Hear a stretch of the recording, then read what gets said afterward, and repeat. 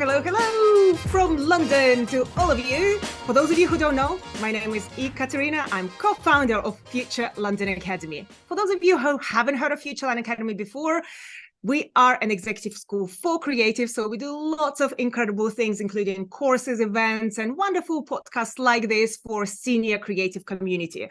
So check us out, follow us on Instagram, YouTube, wherever you listen to or get information from, and make sure you get inspired, connect with people, because this is what we believe in.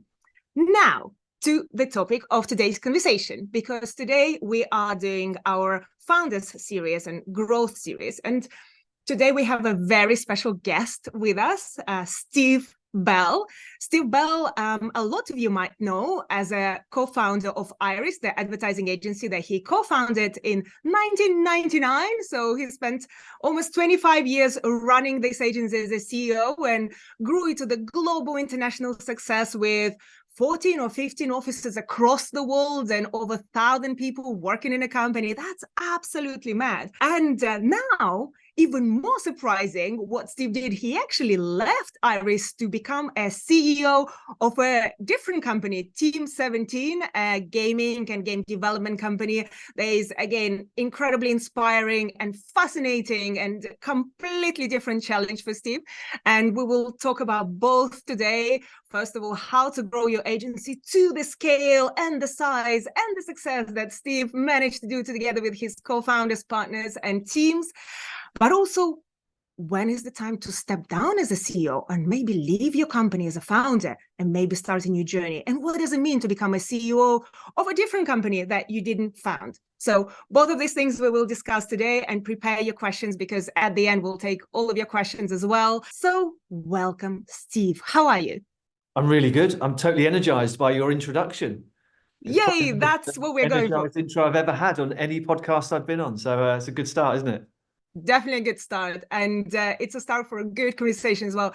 I was just telling you now that I have so many questions for you. Seriously, I admire so much what you've done and achieved. And knowing you, you are so relaxed at all times that I seriously don't know how you do it.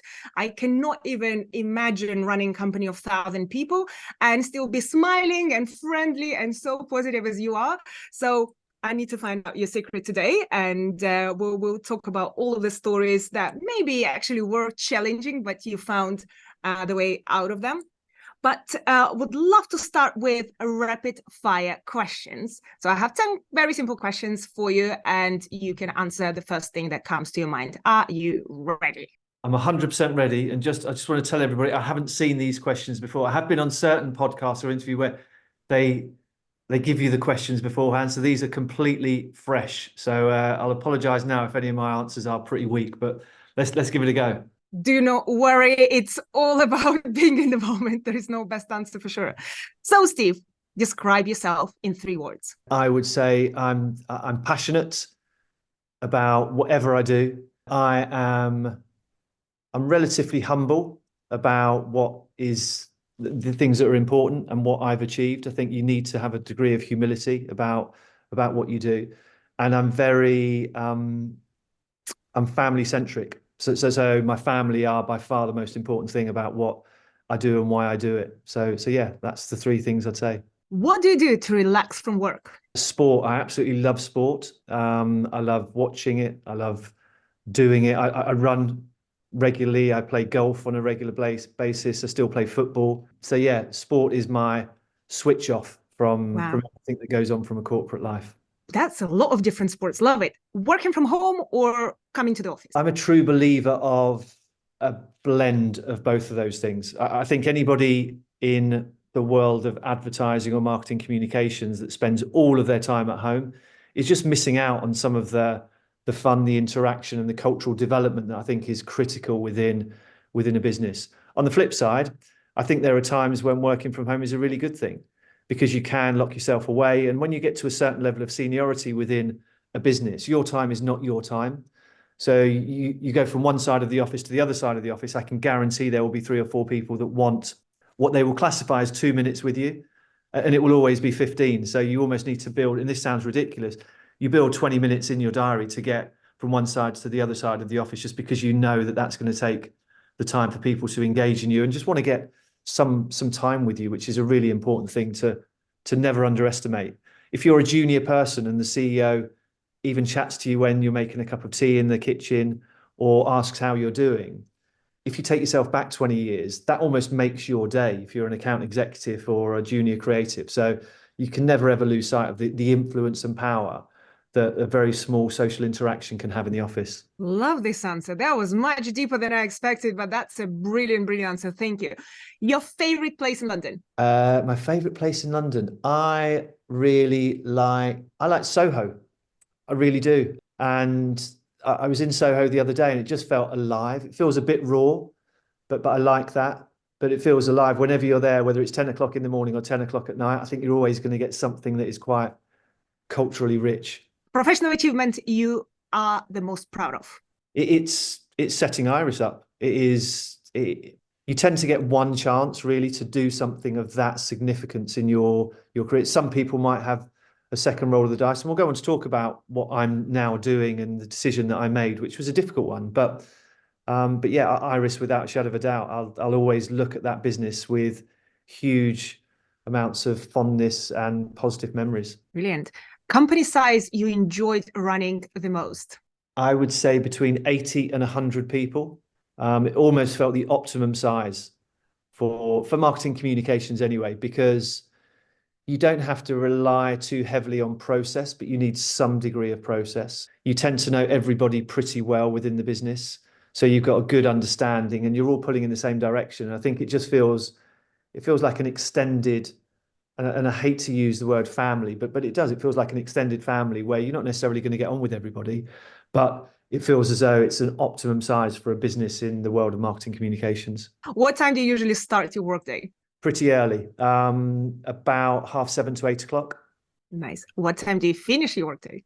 Well, this is one of the problems I would say with working from home. The fact that the workday doesn't really end and it sort of drags into the evening and then you're constantly checking things. And I think especially when you have a global job, it's very difficult to switch off because you're always on. So when I was at Iris, I would always do my calls with Australia and Singapore in the morning, and then it would be the European offices during sort of lunchtime, and then I'll do North America later on in the afternoon and evening. So you need to be quite disciplined because otherwise you, without sounding ridiculous, you could be working 18-hour days because you're always needed by somebody within the business. So you have to be quite strict with yourself. Otherwise you will burn out, and it's very easy to do when you're running a global business. They say changing 9 to 5 to 24/7. That's the life of the founder. So, sounds about right. Book that changed your mind on something? I would say there is a book. It's an advertising book, and it's called Creative Minds.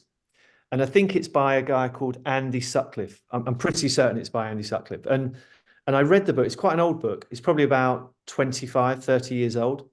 And I read it, and it's about St. Luke's, the advertising agency. For somebody who was at university at the time, was quite uncertain as far as what I wanted to do with my career. I'd focused on marketing. I didn't know whether to be a client or whether I wanted to work in an agency. And I read the book, and it just spoke about the business and how they approach the people and how they approach their clients and everything like that. And it was literally a game changer for me. From the moment I read that book, I thought I definitely want to run an agency one day, and was lucky enough to do that. I love it, and I love St. Luke's, and I know the founders are incredible people there as well. So I didn't know there was a book, so now I want to read it as well. I think I found it's called Creative Company: How St. Luke's Became the Ad Agency to End All Ad Agencies. So that's a lovely read that definitely will put in recommendation. Top quality that a CEO cannot survive without? It is the phrase frustrated ambition. And what I mean by that, everybody that you talk to, or most people you talk to, will say, yeah, I'm ambitious. I'm really ambitious to be promoted or earn more money or to have a bigger team or whatever. But I think the best CEOs that I've ever seen and ever worked with have frustrated ambition, which means they want to do things quicker and better. And they're constantly looking for improvement. They're never ones to look back. They're always looking forward. So frustrated ambition is the trait that I would say is most critical for any senior leader or CEO. That's a great advice. Thank you. One more. What is the best part about being a CEO? I think the best part is the fact that if it's not working, if the business isn't working, then you have to do something about it. So you can't sit there and moan at, oh, she didn't do that, or they didn't do that, or they let me down there. You have to make things happen yourself. And I remember when I was quite junior in my career, and I spoke to my boss and I was like, I'm working every hour that I could possibly work and I can't do any more. And my diary's blocked from 8 o'clock in the morning to 8 o'clock at night. And my boss said to me, well, whose fault is that? You have to make change yourself. You can't be looking at other people to make changes when you get to a certain level of seniority. And I think that's the thing with the CEO. If things aren't working, you have to change it. And it's your responsibility, and people look at you to make those changes. So I think that's a real blessing for anybody that gets to that level of seniority within a business. You have to take that responsibility and you have to do something about it. Wow, another great answer, Steve. You're just such a wise human that I feel like rapid fire question could have become a book from just your answers. So thank you for sharing. And now we can slow down even more and go even deeper in all the things that you've done and all the things that you've reflected on. And we will probably go quite fast through the beginning stages. So when you got to this kind of 100 people size, and we'll go heavily on this growth from 100 to 100 to 1,000, because I think this is something very unique. Not a lot of us on this call have experience, so I feel like we could learn a lot from this phase. But to have a quick recap, as far as I know your story, your father worked in Duracell and kind of got you interested in this idea of marketing and product development. So that kind of led you to the path to study it, eventually to work in advertising, and eventually with few of your friends that you worked with in an advertising agency, you sat down, you thought of everything that was broken in advertising, and you decided that you want to start your own. From there on, your journey began with Iris. So was it 6 founders that started this journey together? The interesting thing is we were friends through work. So it's not as if we were friends in terms of when we were growing up as children. We met each other in various agencies that we had worked in, and I worked within one of the big networked agencies. And yeah, we did exactly as you said. We sat down and said that there has to be a different way. It shouldn't be that difficult. The world of marketing communications, it's not as if you have to go out and spend 50 million pounds on a plant with manufacturing machines and all the rest. It's just getting a few people that are engaged and motivated and feel as though they want to be doing the same thing. That's all the industry is from our perspective. So yeah, we grew very quickly, and you're right. I won't go into the early days because there's probably an hour's worth of stories just in terms of scrapping around and winning small clients and thinking we've made it, and then you lose that client and you go back. The interesting thing is when we got to 100, and we probably got to about 100 people within about 3 or 4 years. So we grew pretty quickly. And then going back to this point around ambition, we had huge levels of ambition to be winning bigger clients and to be doing better work. And I think one of the things that was really, really interesting about our journey was it was never about getting rich quickly. It was never about making as much money as we possibly could. And that's not to say that money hasn't been important in the journey, but it was never the sole driver of doing what we did. And I think the minute you do have a business that is just chasing money rather than looking after culture and looking after the product that you actually create, then it will be a relatively short existence that business is around, because it has to be around your people and it has to be around your product. They're the two things that are most important, because if you can get those two things right and aligned, then the money will come. It will come as a byproduct of brilliant people chasing brilliant work. And that's just a really simple philosophy. And we used to call it the triangle of truth. And it was so simple, but it was always people and product, and profit was the third point of that triangle, but it was purposefully in that order. So that was a really important part of our growth. But as soon as we got to 100, we had huge amounts of confidence. We were attracting far bigger clients. Those clients were asking us if we could go international. They were asking us to do more things for them. So can you do a website for us?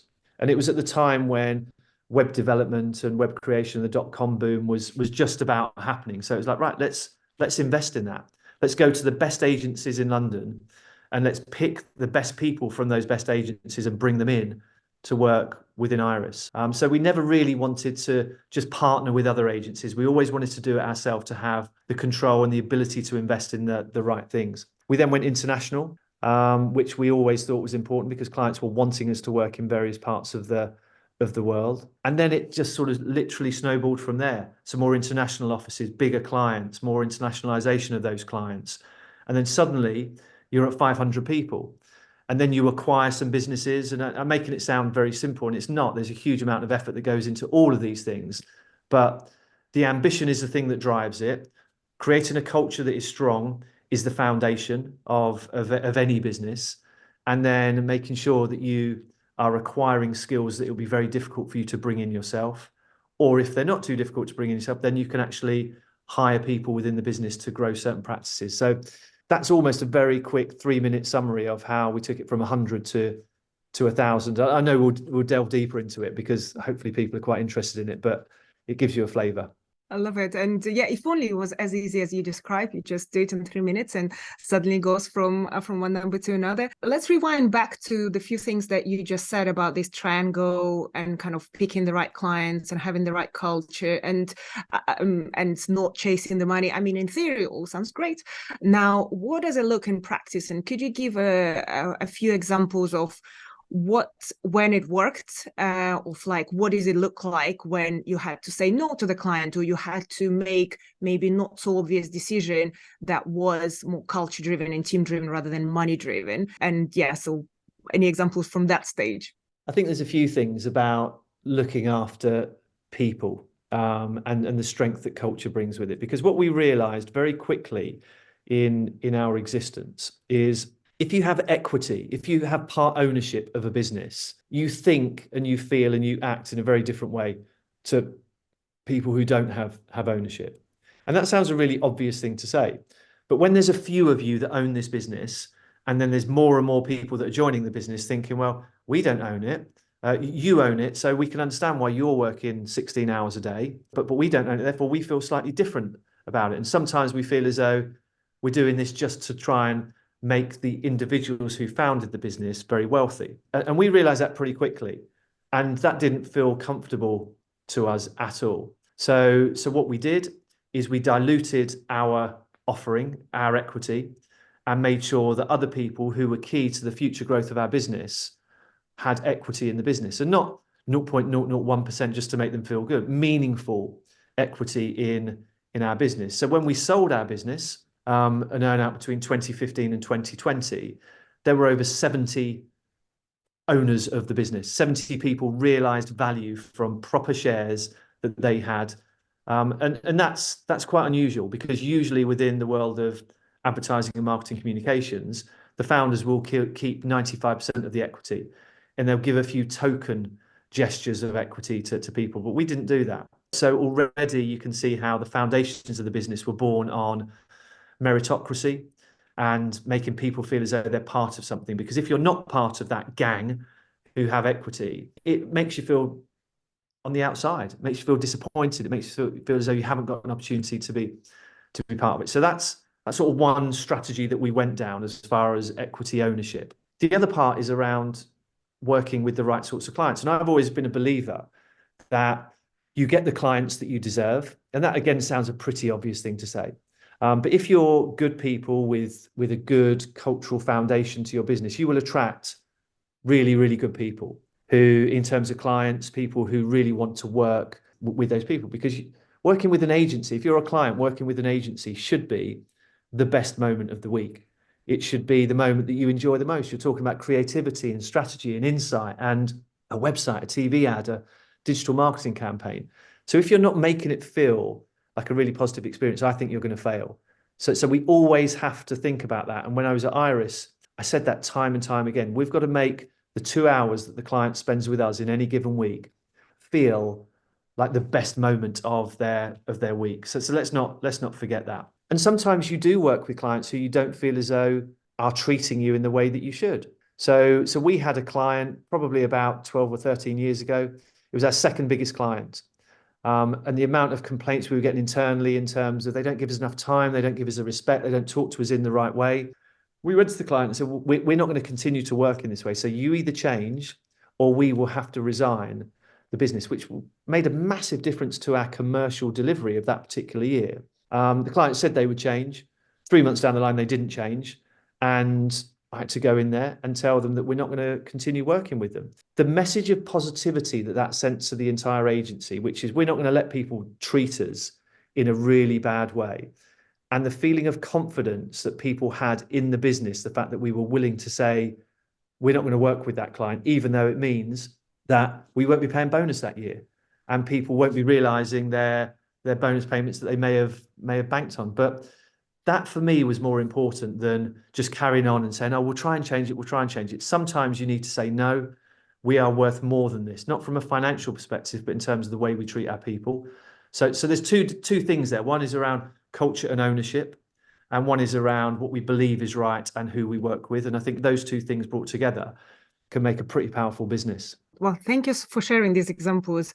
And what a brave decision to make, to first of all, to tell the client that you're unhappy with them as a client, that I don't know how many agencies even have guts to have this conversation, but also then to follow up with an action, which is, if you're not going to change, we are going to resign. And actually to do that, you're right, it's such a powerful message to the whole team.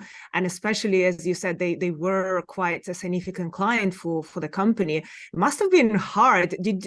And going back to having 6 founders, did all 6 founders agree on that, or was it a controversial conversation? It was an interesting one, because the thing about the multiple founder part, not all the founders have continued on the journey. A number of them have left for the right reasons. Some of them didn't want to work within a big agency network. They wanted to work in more of a boutique positioned agency. And that's fine. And we always wanted to set up the agency knowing that there will be a time for everybody to move on.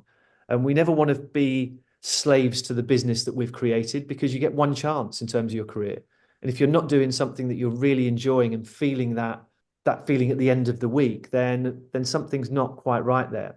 So when we started the business out for the first 2 or 3 years, it was a disaster, because everybody had to be involved in every decision. So even to the extent, oh, what art do we have in the meeting rooms? Or what do we call the meeting rooms? Or what do we have for the lunches when a client comes in? And we felt the founders all have to be involved in that. And then very quickly we said, this is just not working. It's not making anybody happy. It's wholly inefficient, because we need to sit down as founders all the time. So then we sort of said, right, okay, what we need to do is we need to have areas of responsibility that we have complete autonomy on. And then there will be certain decisions that we do need to get together, whether that's M&A or investment opportunities or whatever else there is that feels significant enough to be a decision about whether we work with a client or not from a moral perspective. So does that feel right for us to work on that client because they're a tobacco brand or an X brand or a Y brand? And so we would have those discussions, because I think that shouldn't be made by one person, but very quickly, within probably after a couple of years, we realized that there needed to be a degree of hierarchy amongst those partners, because the business needs that. And again, I've spoken to lots of CEOs who said, we've got a completely flat structure. There's no hierarchy at all. And I said, well, there is, because you're the CEO. So that already says there's hierarchy within your business. And then he or she will say, well, there's nothing underneath me. I said, well, but sometimes people need hierarchy to understand how a decision can and should be made. So sometimes some of these new age structural paradigms around how agencies work just don't tend to work in the way that people sometimes have the theoretical view they should.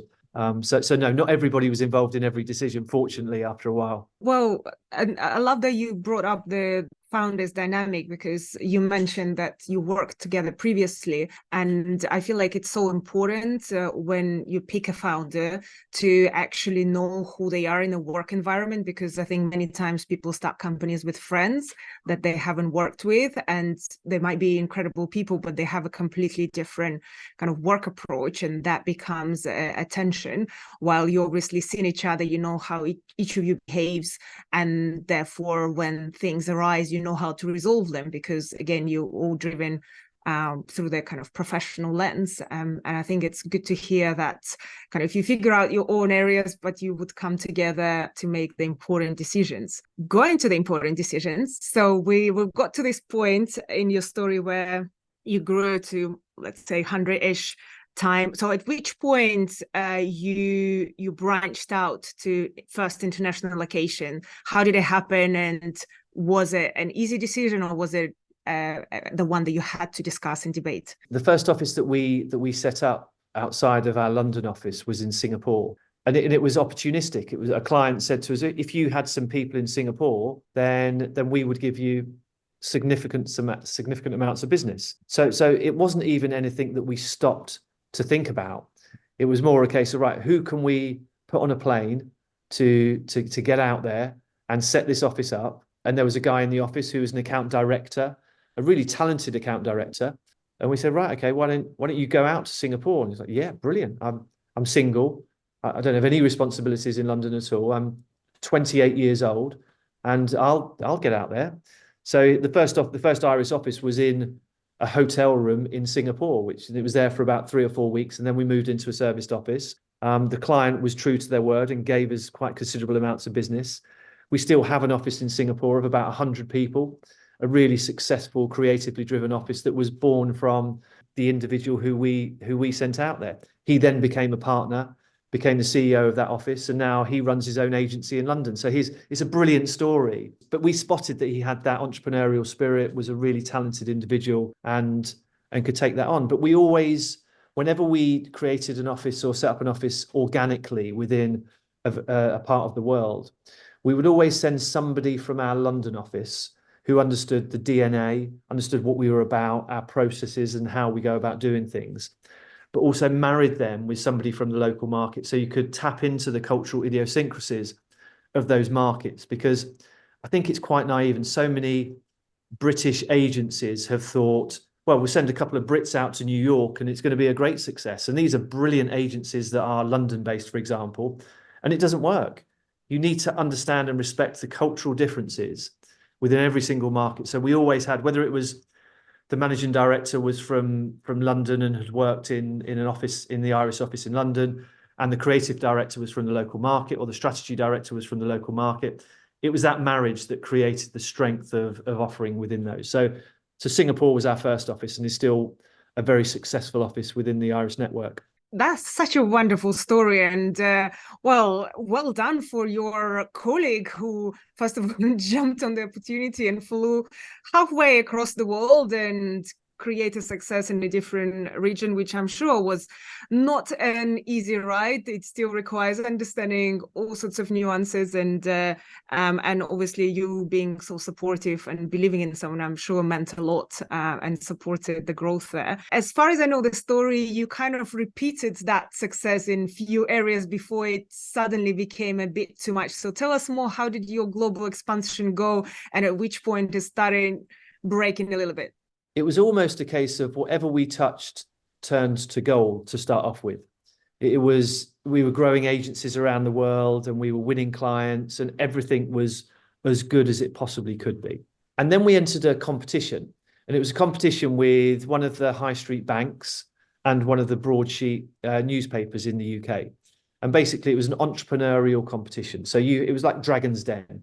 You'd have to go to a panel of four or five high net worth individuals who would suddenly look at your business. You would pitch an idea to them and they would say, yeah, you like a really good business. So it was exactly like Dragon's Den or the Shark's Tank or whatever they call it in various parts of the world.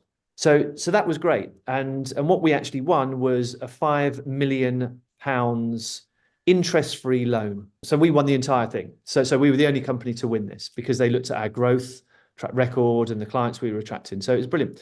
But the word that we forgot very quickly was the word loan.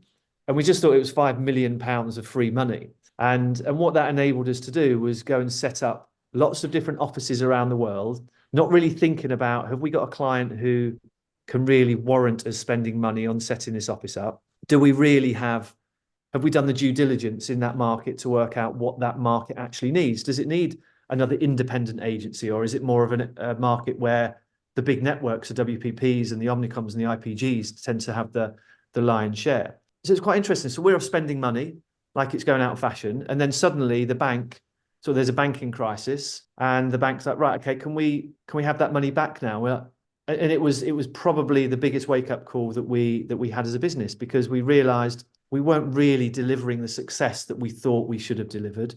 We weren't making money in the way that we were making money.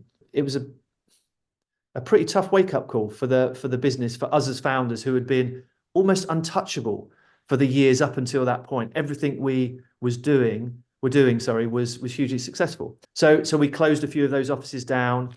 We moved things around and then got back to the basics that we needed to. But it was probably the most significant lesson in my business career, because revenue and growth in revenue can hide a multitude of problems within a business. Because if your revenue's flying, what's going on underneath the revenue in terms of your cost control and where you're spending your money doesn't really matter that much, or you think it doesn't matter that much, because your revenue is sort of more than making up for it. And the minute your revenue starts to tail off, you look at a cost base that is increasing and then suddenly, well, we're not actually making any money now.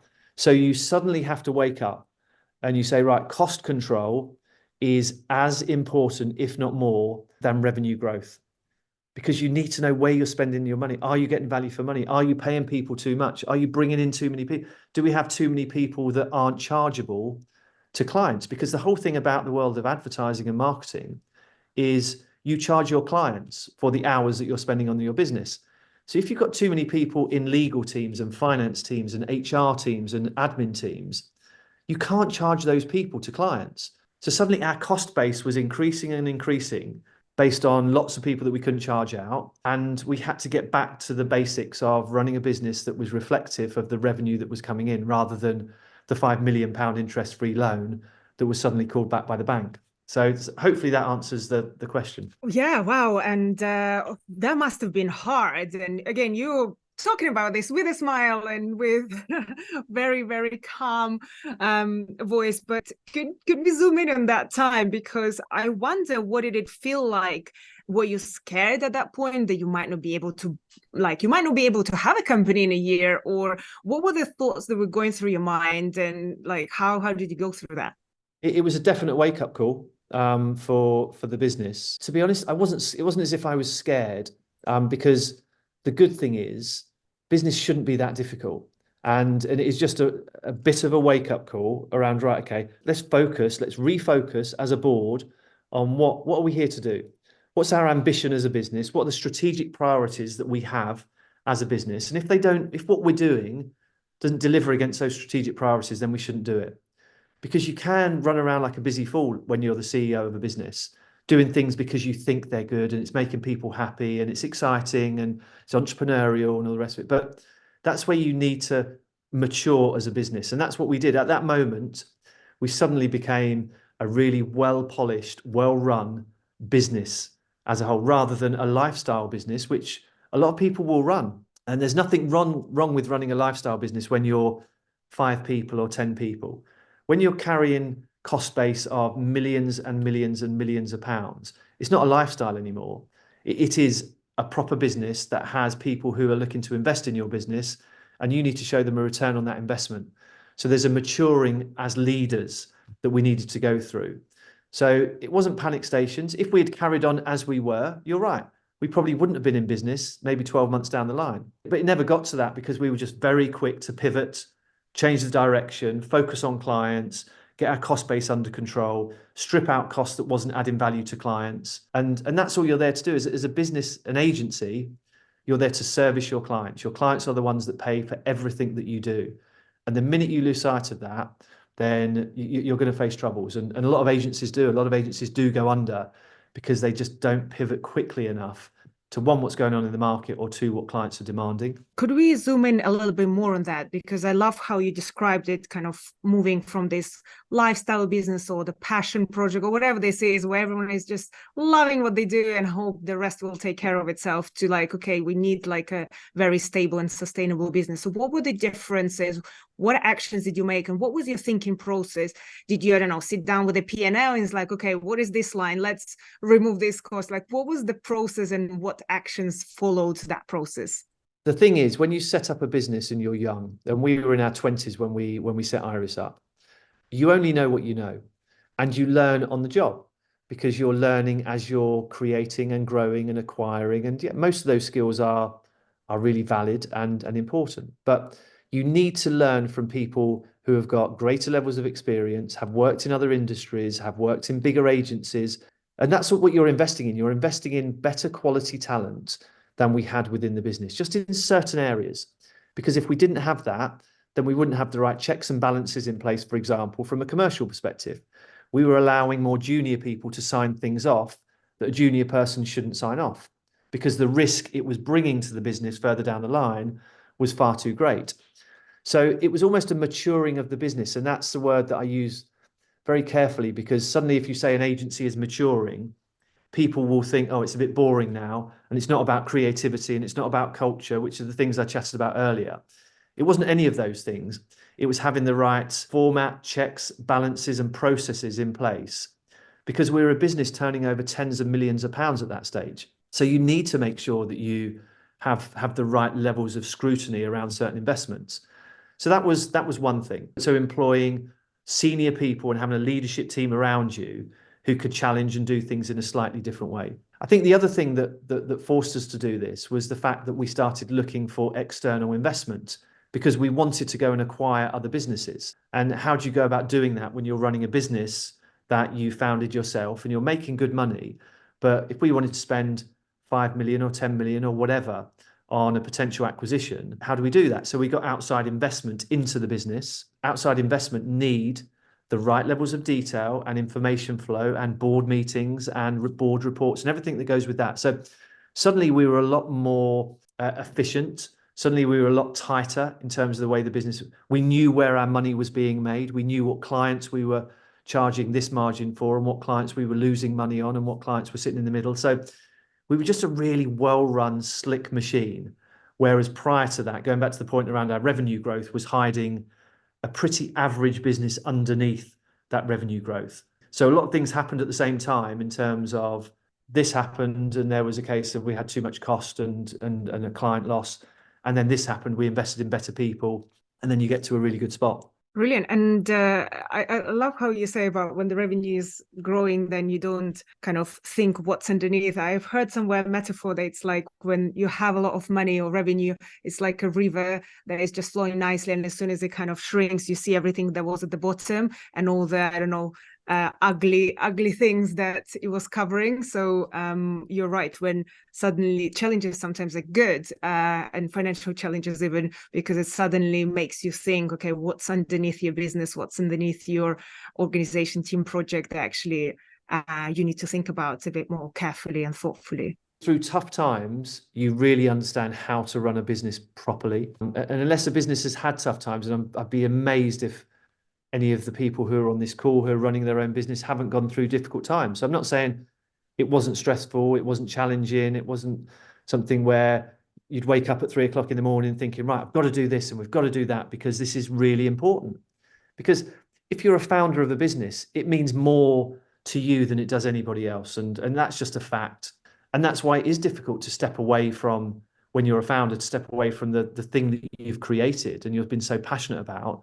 But and I know we'll go on to talk about it, it's an important thing that none of us feel almost like we've got a chain around us to a business. And you have to make sure that you don't feel as though that business and you are inextricably linked and constantly tied together, because that's a pretty dangerous place to be. It totally resonates with me what you say about being a founder and sometimes not even thinking like, what am I part of the company, or am I doing something that I actually enjoy doing? And the reason why everyone starts a company because they want to do something they like and they want to enjoy the process.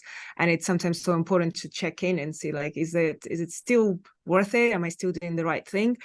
And something that you mentioned at this point of your story is acquisitions and M&A and investment. Lovely, lovely part of an agency journey or company journey that I would like to zoom into for two reasons. One is taking investment. It's a big decision to make, and I'm sure a lot of people who run their own companies think about it at some point, or you get lots of email from private equity at all times that they would like to invest or buy shares of your company. So you kind of, this thought's always in the mind: should I take, should I not? why not, like what are pros and cons, and then kind of where to spend this money on. So my first question is around taking investment, because you obviously had a clear idea that the investment you're taking would be for acquiring purposes. You kind of had already, I suppose, a strategy for spending that money. Was there not enough money as your, why didn't you do it basically without external investment? Could you still acquire companies? Was there enough profit? Was it too risky to invest your own money or take a loan from the bank? I don't know. Why did you go for investment if you had this idea of acquiring companies? So over the years within Iris, we had investment from, well, we had investment from the bank to start off with, and I've chatted about that. We had investment from a big American media business. And we thought that was really interesting in terms of them buying part of Iris, because they were huge in the States, and America is the land of opportunity when it comes to marketing services. It's just a huge market. And if you can crack America, then you're going to do fantastically well. The fact that that company owned television channels and magazines and social media channels felt like a really good strategic marriage, to be honest with you. So our creativity and skills around strategy, coupled with the channels that they're going to market with, felt really, really exciting. We found after about 2 to 2.5 years of that investment, it didn't really go in the direction that it wanted. They were really happy. The American company were really happy with the investment because they were getting good return on that. But if somebody is part owner of your business, if they're buying into your business and giving equity, being given equity, my view was I wanted them to add value to our business. That was why we did it in the first place, because of their channels, because of their actions, because of the opportunity. And we were too small. They were a company turning over billions of dollars, and we were turning over at that stage maybe 50 million, 60 million pounds. So it was something that we were just too small to really be a strategic focus for them.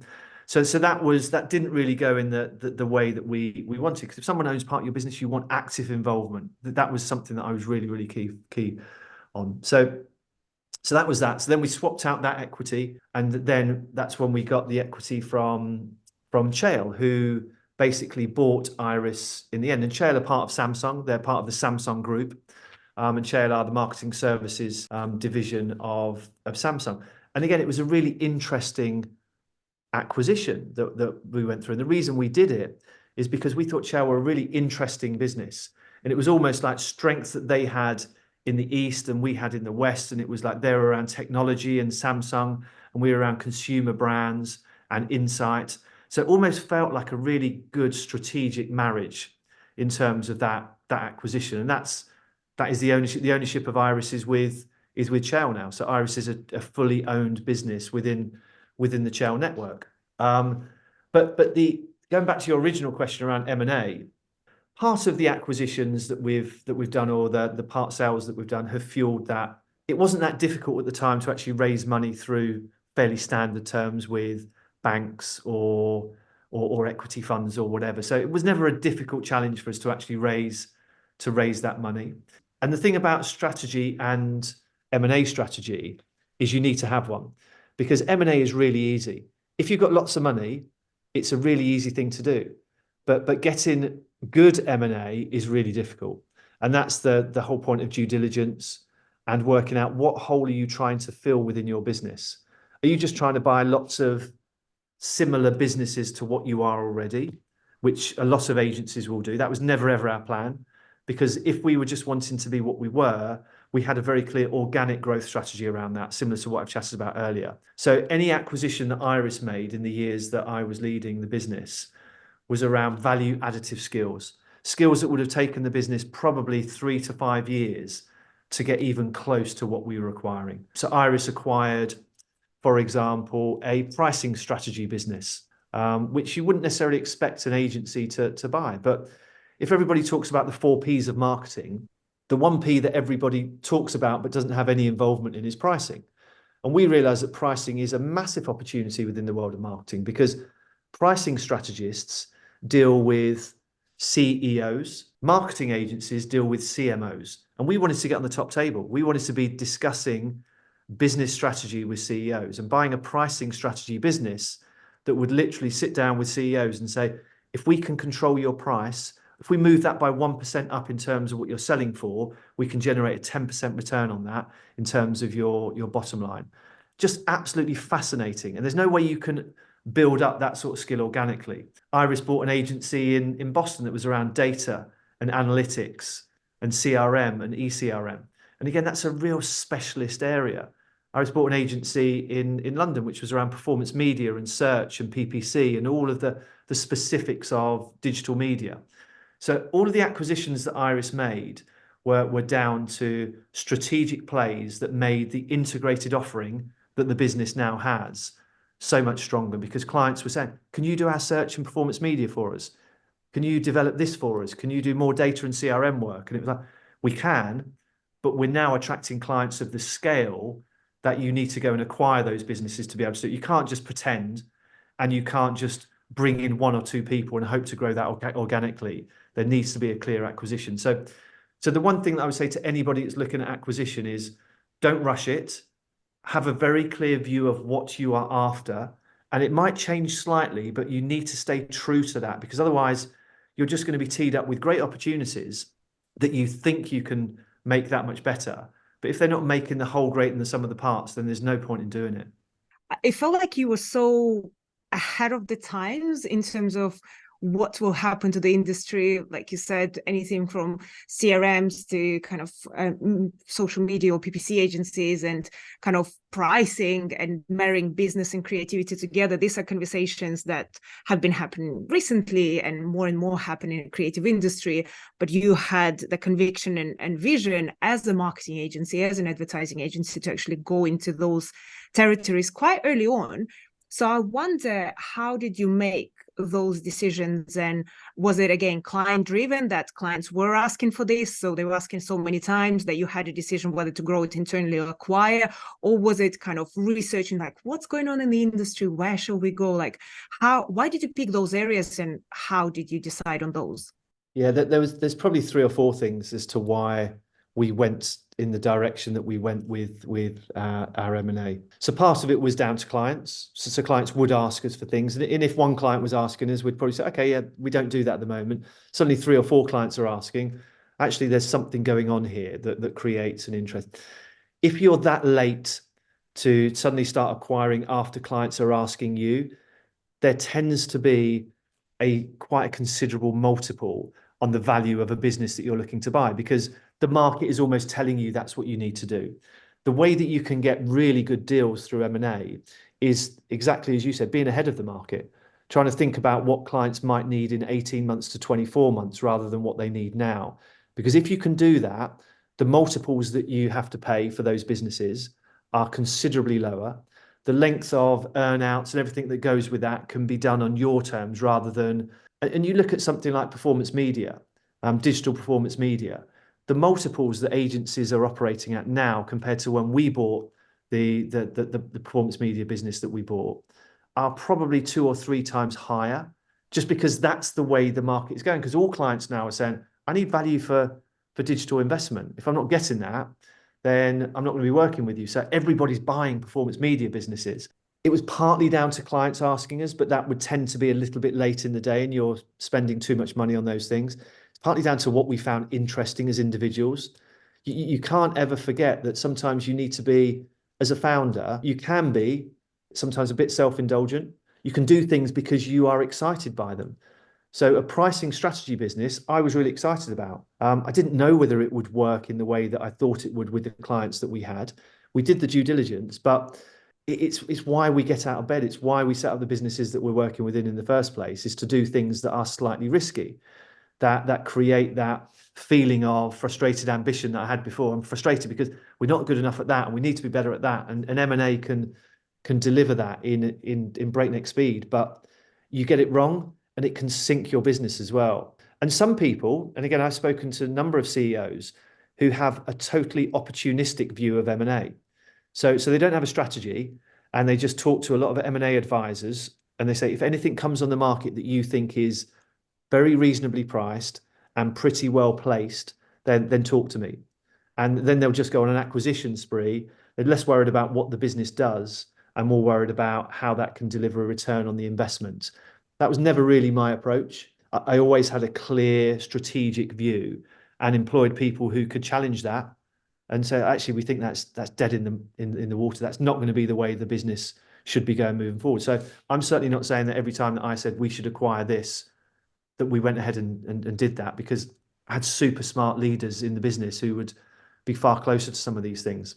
Thank you for that advice. And you're so right. It's you need to be so strategic in these big decisions because they can literally sink your company. Can you give a kind of a rough idea? And I know it's probably a very difficult question, but in terms of the companies you acquired or what you've seen creates a successful acquisition, is there any, first of all, at what point? So for example, you shouldn't acquire companies before you're a certain size or certain revenue or certain stability, and also what should be the ratio between who you're acquiring, whether it is again in terms of size, it could be in terms of revenue, maturity of the company.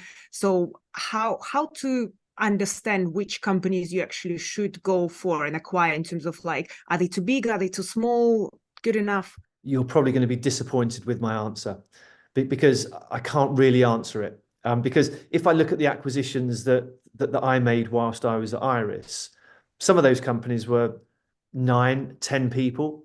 Some of them were 70 people. And I don't think it really comes down to the scale or the maturity or how long they've been operating or their profit margin or any of those things. Obviously, in a due diligence program, you will look at a lot of those things. I always viewed it sort of against two different criteria. One was, do I feel as though we as Iris can make this business that much better? So do I feel as though they can integrate well within our offering? Do I feel as though clients will be interested in actually buying the skills that they have? So there's almost like an operational and a strategic view around, will they add value? Will they make our offering that much stronger? Will it be interesting to the market? And it was always a bit of an intangible test for me. Could I see my competitors thinking, that's quite odd. Why have they done that? Why have they bought a pricing? Why have they bought a CRM business in Boston? Why have they done this, a B2B business in Munich? And it was always being 2 or 3 steps ahead of everybody else in the market. So that was the first thing. The second thing, and I'd say this is even more important, was down to the cultural engagement between what we were doing at Iris and what the individuals wanted to do within that business. So do they have the frustrated ambition that I have and the rest of the leaders have within Iris? If they don't, it's going to fall flat on its face immediately. So an interesting story. I went out to Germany. I was looking to buy an agency in Germany. There was an M&A advisor that teed up 10 different meetings with various sized agencies from 20 people up to 120 people. So met a lot of these businesses. And one of the things that I would always do, I talk about Iris, I would talk about our ambition, I talk about growth, I would talk about how we could help their business grow. And I would say in 7 of the 10 meetings, I got a really, really poor response from that presentation, which was almost sort of put me back a little bit, because every time I'd given that presentation over the years to potential M&As, they're like, brilliant, really excited. So you've got that client and you could spin that in there and we could grow.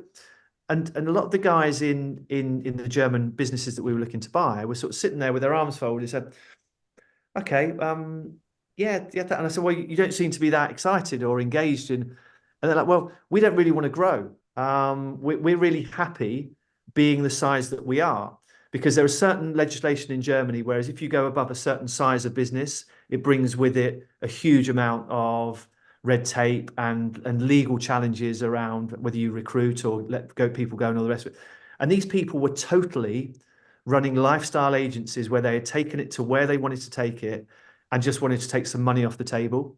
And that was so far away from what we wanted. It was quite a depressing journey, I would say, in the 5 or 6 days that I was there, because I was meeting so many people that just weren't interested in what I found really, really important, which was growth and ambition and synergies and efficiencies and everything else. So I guess that is quite an interesting insight, where it's got to add value to your business, not from a commercial perspective, from an operational and from an output perspective.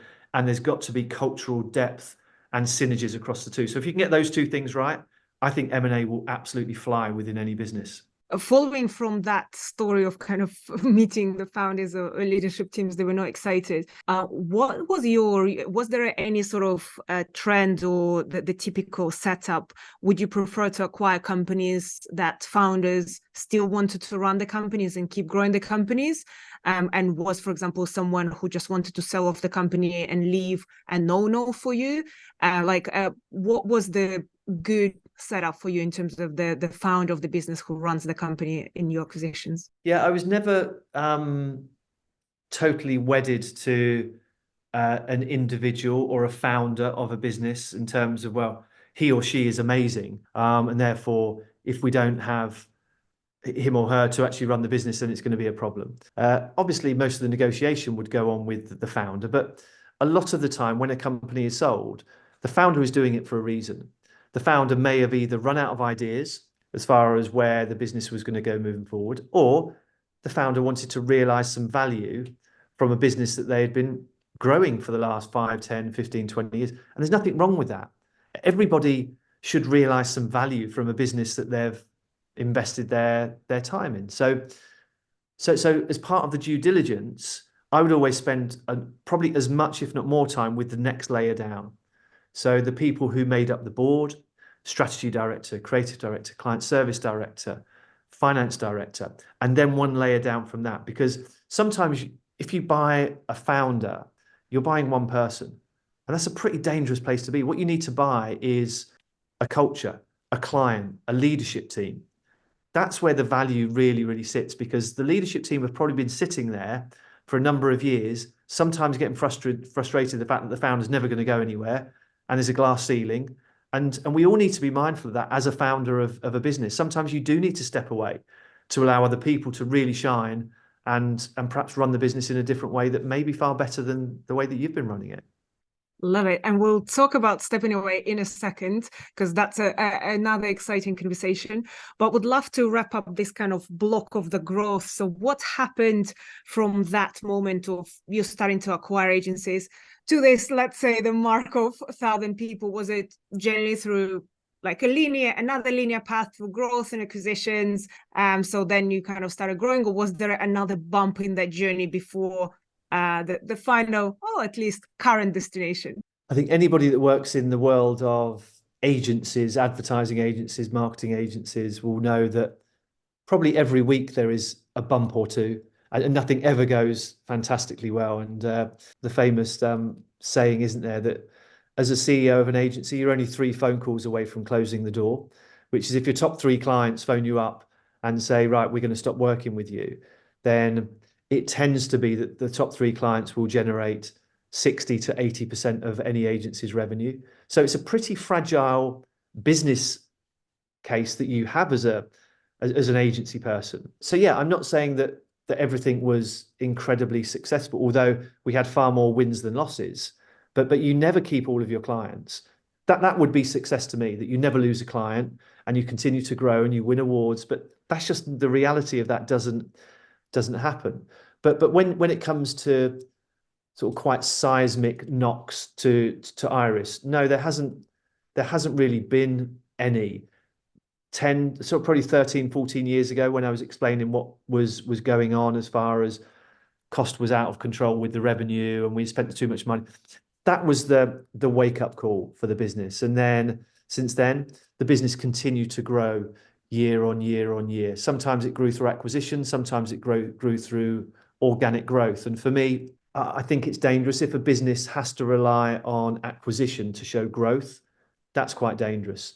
I think you need to be able to strip acquisition out and still show growth organically.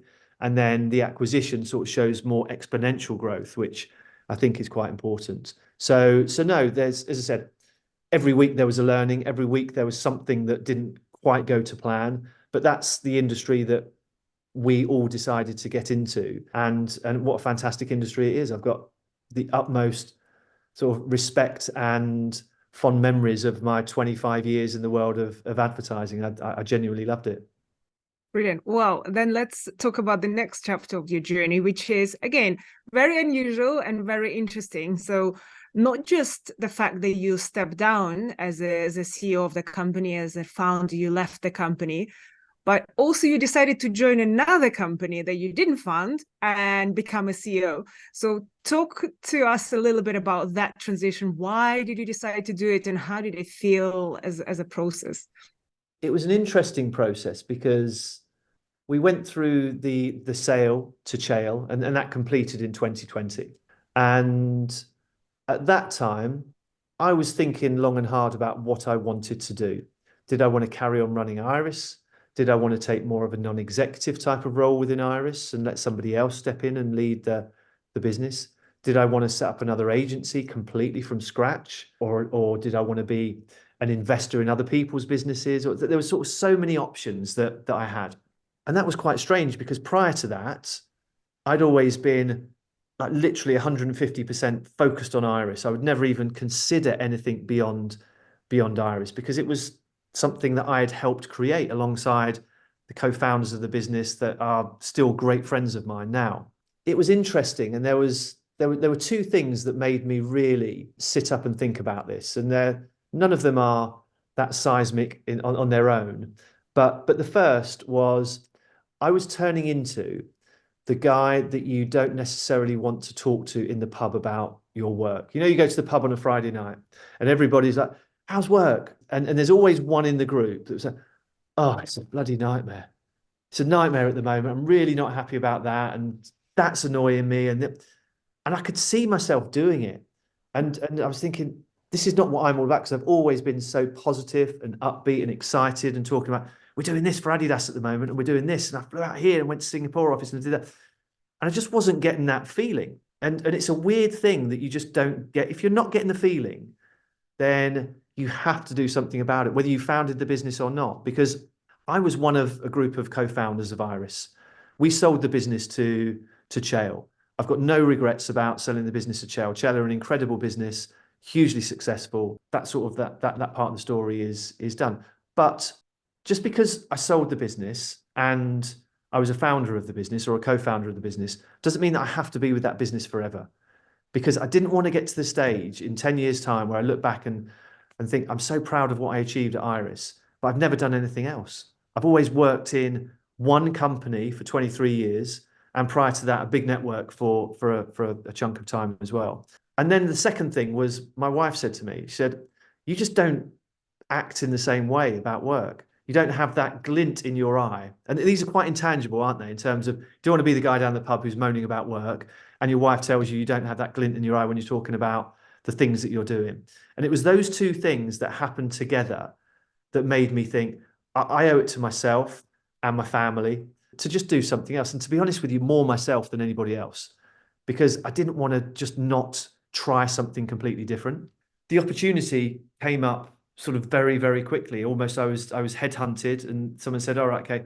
And the most obvious thing would have been for me to go and either set up another network of agencies or go and work within a big group. This came up and it was just a fascinating opportunity. I've always been fascinated by the world of computer games. It's not that I play computer games every weekend, but I can really respect the fact that it's about insight and strategy and storytelling and bringing to life something that creates that emotional connection with a player or a gamer. In the same way that advertising does the same thing. But the problem with advertising is more and more people are actively rejecting advertising, that they don't want it. They're actively signing out of getting any form of communication. So one, you're almost pushing water uphill.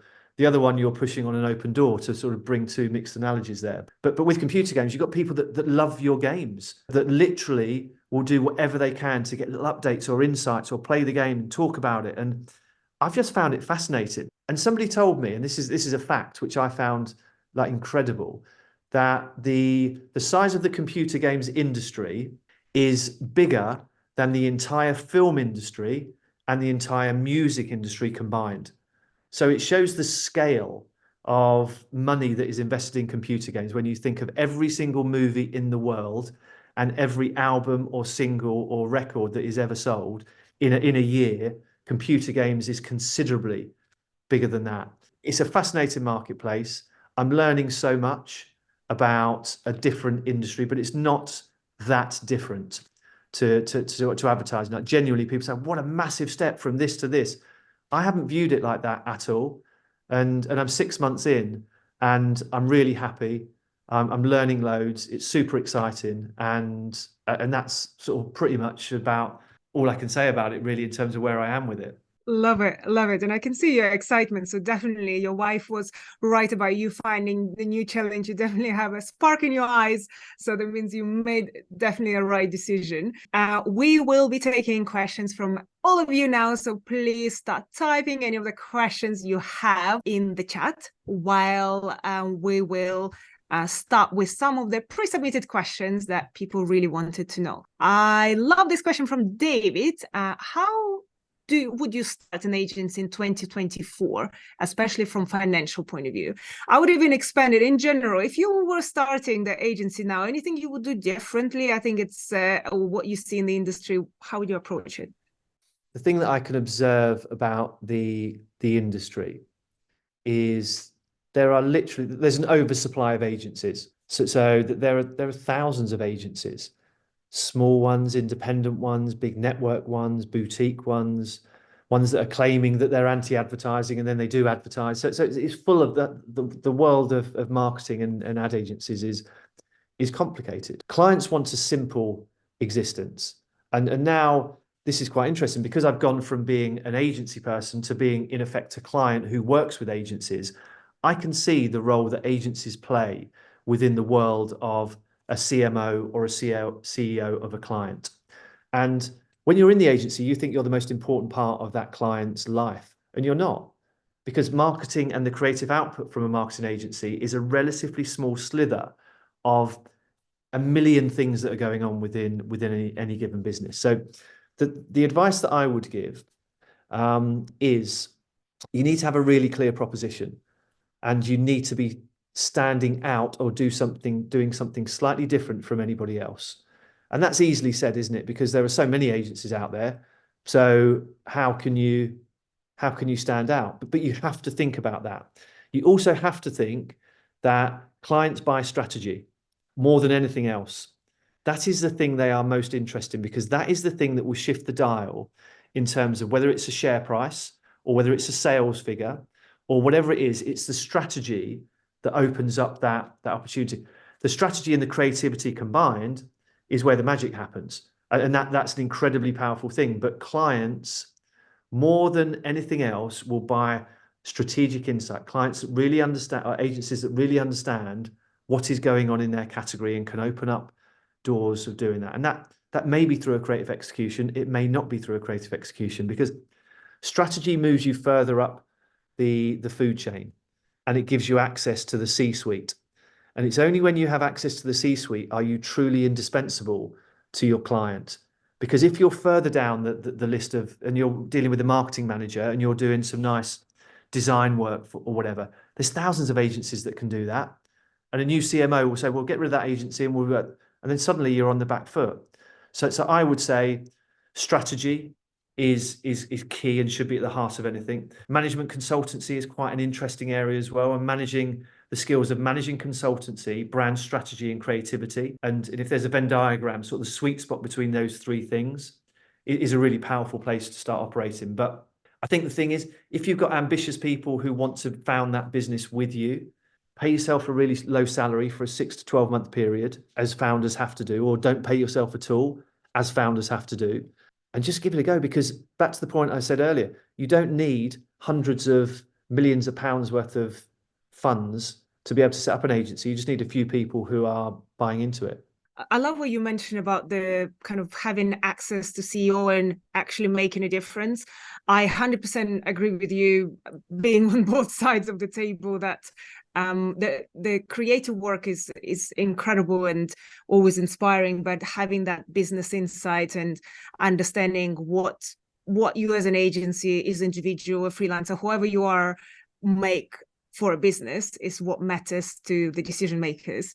So that strategic piece of whether it is how to make more money, go into new territories, whatever that is, and you can actually explain how to make it happen and deliver what you said will happen. That's magical. AI and Max is asking, what do you think will be the future of creative consultancy services, especially now with the AI revolution happening as we speak?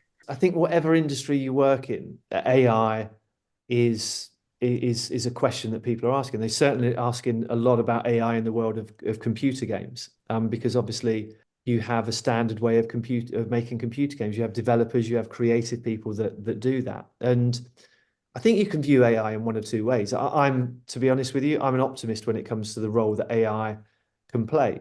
But it goes back to what I was saying earlier. If you're a business or an agency or a consultancy that is developing strategic insight, that is really shifting the dial of the value of a particular business, then you will fly. And you can use AI to just shortcut some of the things that have taken people days or weeks or months to actually produce.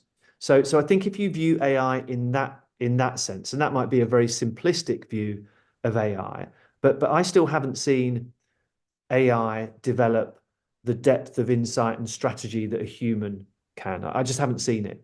I haven't seen any proof that, yeah, they might occasionally, AI may come up with, oh, actually, this is the way forward or that's the way forward. But I say 8 times out of 10 at the moment, what I see is that doesn't quite make sense, or that doesn't quite deliver against what the client has asked for. So I'm not overly, if I was running an agency in the way that I was, I would be embracing AI in terms of what can we allow it to bring from a creative executional perspective, a design perspective, because that's where it can be invaluable. I look at pitch presentations now compared to 10 years ago, and they're just incredible because agencies can tap into the use of AI to actually bring those things to life. It can be used for copy in a way that can take it to a certain level, but it's never going to feel as fine-tuned or finessed as a human. It may well get there in the next 3 to 5 years, but I genuinely don't think it is now. But it almost heightens what I was saying earlier around high added value, strategy, insight, and C-suite. If you can do that, then the agency or the business or the consultancy will do fantastically well. Brilliant. Thank you for answering this. Benedetta is asking, how would Iris qualify clients in the early days? What kind of criteria would the team use in determining who to work with? In the very early days, the criteria was, do they have any money? It was genuinely as simple as that. Obviously, there were certain moral things that we would never work with tobacco brands. That there would be certain parts of the world that we would say we don't agree with the human right challenges of those countries. So we were always very strong when it came to certain things. But when you start a business, you don't have the luxury to be able to say, oh no, we're not going to do that, because it doesn't feel as though, it feels a bit down and dirty for what we're all about. You scrap around. One of the co-founders of Iris, the person who worked in his local town, whose parents ran the Chinese restaurant in the local town, needed a website building for £5,000, and we built the website. We worked with a local amusement arcade who was paying £2,000 a month to do all the partnership marketing to try and deliver footfall to the amusement park in the local area. So there was nothing too small for us to want to work on. But that did change, and you do get to a stage after a couple of years where you have confidence in what you're worth, and you know that anything that you're doing has to deliver against a few criteria. It has to make you feel proud to work on it. It has to be something that you would say you quite happily put in your credentials presentation. Say, I'm proud to be doing this because it's taken the business that much further. And they have to pay the right amount of money. So it almost goes back to this triangle of truth. Is the product going to be good? Is it going to make our people happy? And are they going to pay? And if you can deliver against those three, then it would usually be a yes. As Iris grew, we became far more sophisticated around, do we have a chance of winning it? Who are we pitching against? How do we feel as though we could grow this client into be a cornerstone client rather than just a peripheral tactical client? But to start off with, the criteria was, do we feel as though they're going to pay for what we're doing? And do we feel as though we feel comfortable doing it from a moral perspective? And if the answer was yes, then we would get on and do it.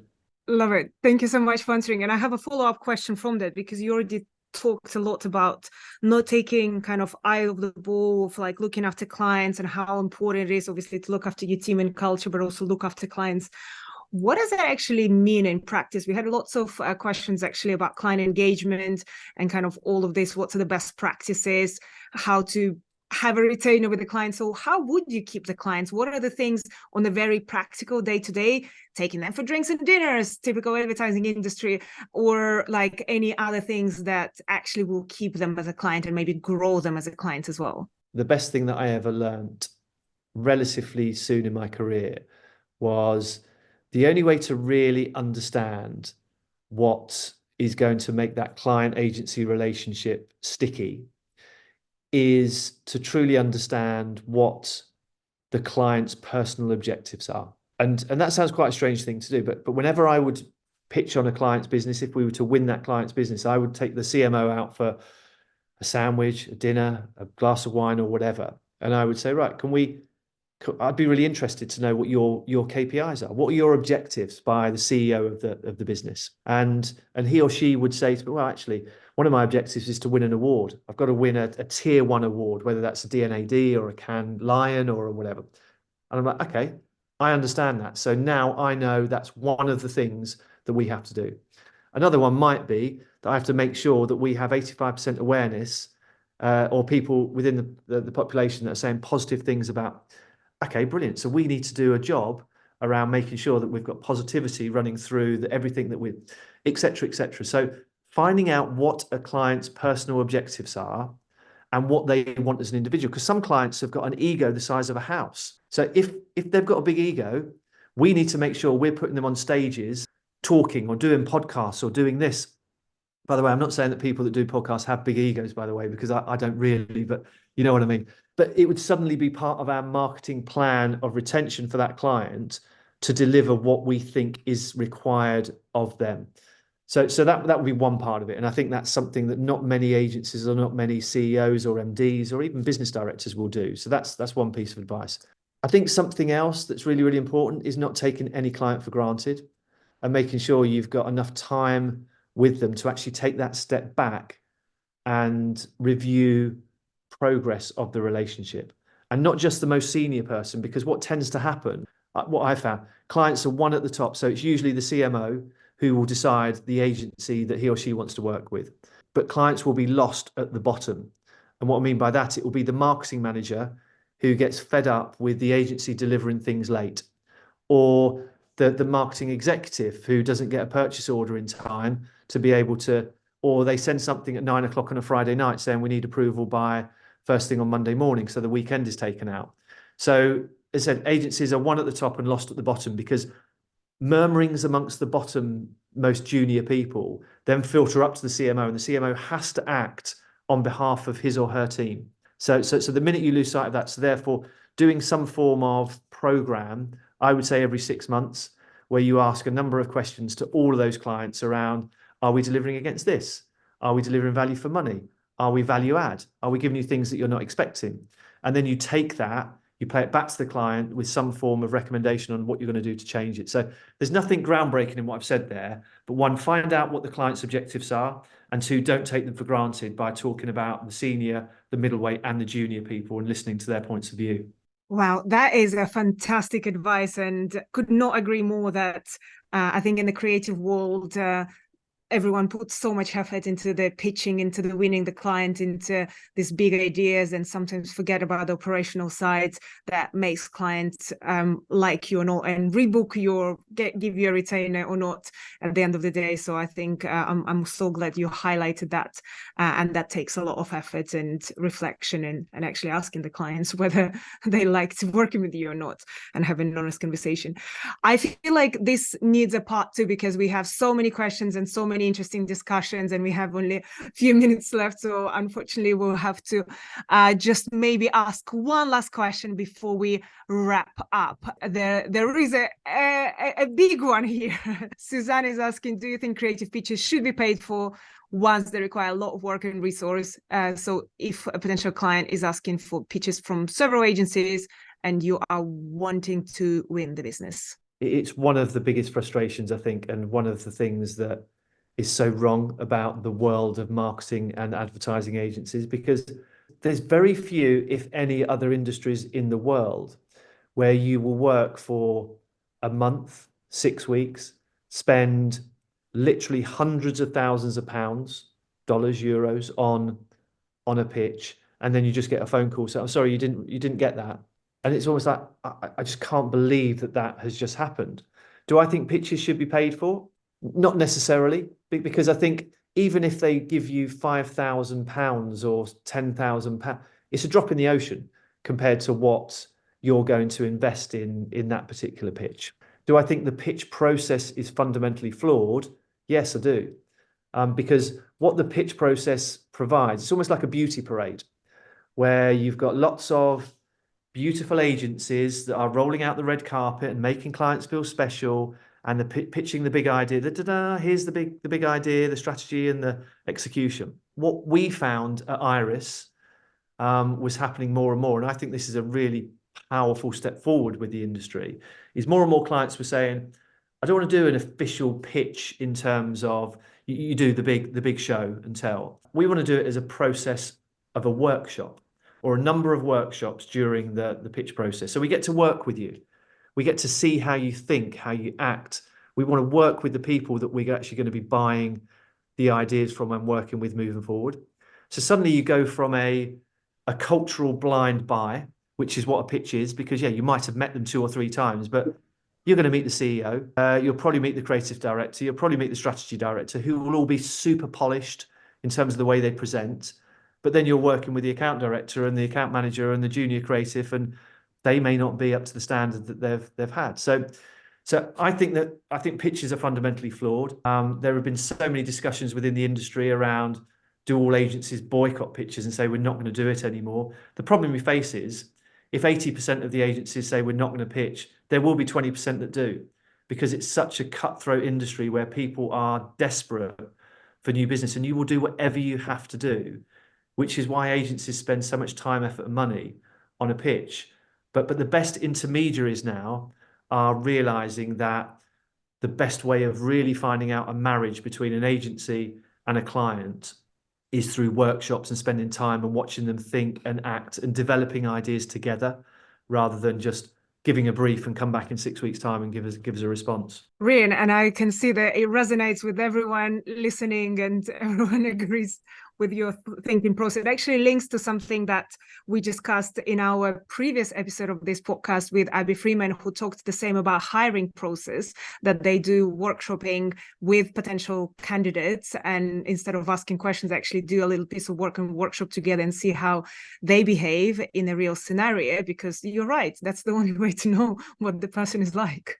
Totally right. Totally right. It's a problem, and I can't see it changing in the short term. But as an industry, you guys, and I say you guys because I don't work in the world of advertising and marketing anymore, but it has to change. It's just not fair, and it just feels totally wrong for what we're trying to do as an industry.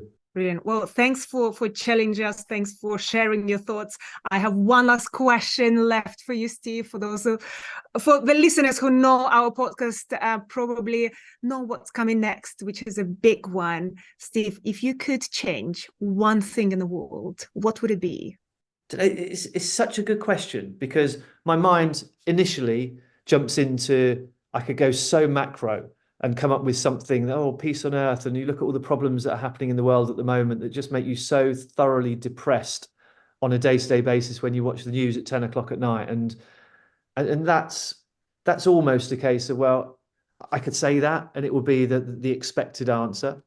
For me, it's almost something a little bit more basic than that, which is, and it's something that there's 2 things really. There's 2 bits of advice that people have given me over the years. And I don't even think this is answering your question, but I'm going to go with it anyway, because it's a better answer than saying I'd like peace on earth forever or something like that. And one of those things is really, really obvious, but it is treat other people the way you'd like to be treated yourself, which sounds such a basic thing to say. But at times when you're running a business or you're running at 1,000,000 miles an hour, you might not do that.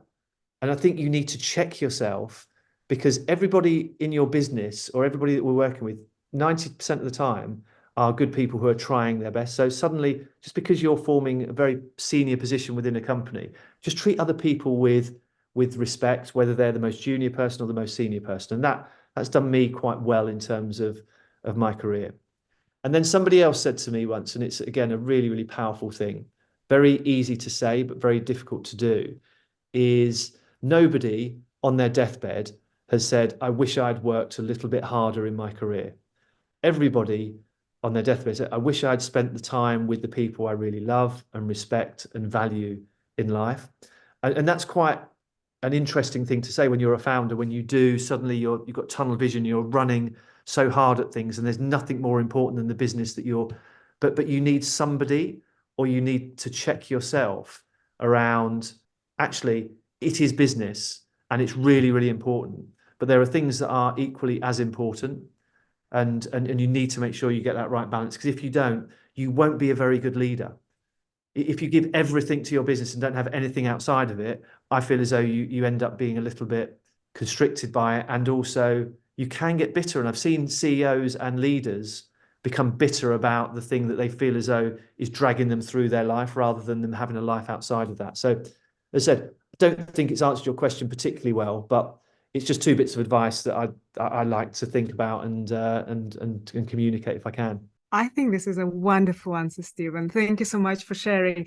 I always feel like whatever I ask you, the answer is so much better and so much deeper and so much more exciting and thoughtful. So thank you for sharing all of your experience and advice. And it's seriously incredible and inspiring what you've built, but also how you stayed such a great human throughout this, and hearing about how you think and how you approached everything only makes me even more optimistic about the fact that you can run a big company, you can grow something and create something successful and still be a wonderful human being and a friend and a mentor and just a good person. So thank you for sharing this with us and sharing so many practical things that I feel like a lot of us can definitely apply in whatever stage of the company we're at. So thank you for this. No, I've really enjoyed it, and obviously I didn't know what questions were going to be asked, and hopefully it's been of value to the people that are on this call, because obviously all of them are either running businesses, want to run businesses, are senior or working within businesses. So it's been a pleasure to do it, and I've really enjoyed it. So hopefully people can take some insight from it. Sure. Thank you so much, Steve. And please do check out Team17, the new company, the amazing gaming company that Steve is running. Anywhere people should find you, follow you? Yeah, on LinkedIn is the best bet. So yeah, please feel free just to drop us a note on LinkedIn, and good luck with everything. I genuinely mean it. Thanks again. And thanks everyone for joining and staying until the end, and loved everyone's questions and engagement and smiles and just being present together in this lovely evening, wherever you are, maybe morning for you. Thanks again. And as always, until next time, bye. Thanks, guys. Bye.